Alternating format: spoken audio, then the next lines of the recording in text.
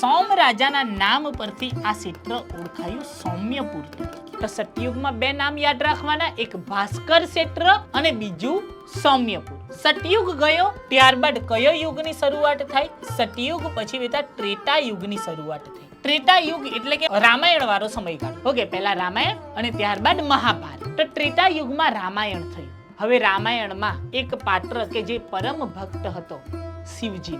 કોણ? રાવણ. રાવણ શિવજીની ઉપાસના કરતો, બીજા કોઈ પણ દેવી દેવતાને નહીં, શિવજીનો પરમ ભક્ત હતો. સો એવું કહેવામાં આવે છે કે ત્રેતા યુગ દરમિયાન રાવણ અહીંયા આવ્યો હતો.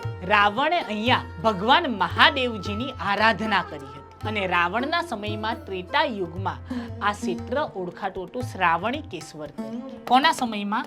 રાવણના સમયમાં. ત્રેતા યુગ પૂરો થયો અને પછી કયા યુગની શરૂઆત થાય? દ્વાપર યુગની શરૂઆત થાય. દ્વાપર યુગ એટલે કે મહાભારત વાળો સમયગાળો. અને એવું કહેવામાં આવે છે કે ભગવાન કૃષ્ણ પણ અહીંયા મહાદેવજીની આરાધના કરવા માટે આવ્યા હતા. બેટા ગુજરાતનું આપણો ગીર સોમનાથ જિલ્લો એટલે કે શિવજી અને કૃષ્ણની અનેરી મિલનની ભૂમિ કહેવાય.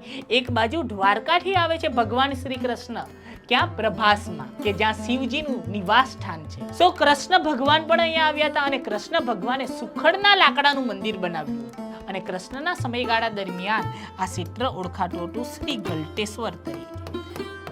તો શ્રી કૃષ્ણના સમયમાં કયા નામે ઓળખાતું હતું? શ્રી ગલટેશ્વર તીર્થ તરીકે. શ્રી કૃષ્ણનો સમય એટલે કે કયો યુગ? દ્વાપર યુગ.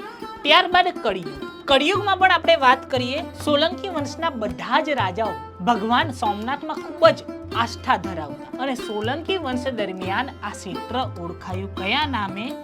દેવપટ્ટણ તરીકે અથવા તો દેવપાટણ તરીકે અને વર્તમાનમાં ઓળખાય છે પ્રભાસ પાટણ તરીકે.